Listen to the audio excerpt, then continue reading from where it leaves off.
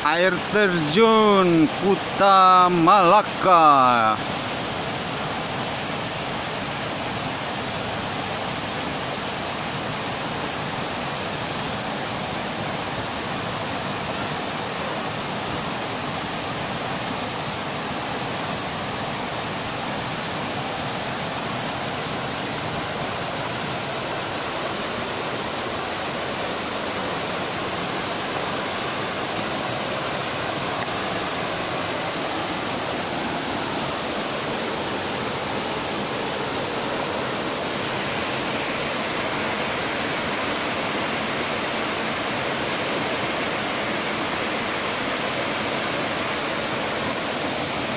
Sayang sekali sampai sini ternyata ada kayu yang melintang sehingga mengurangi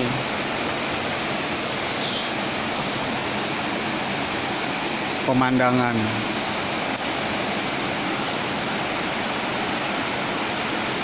Air terjunnya bertingkat-tingkat.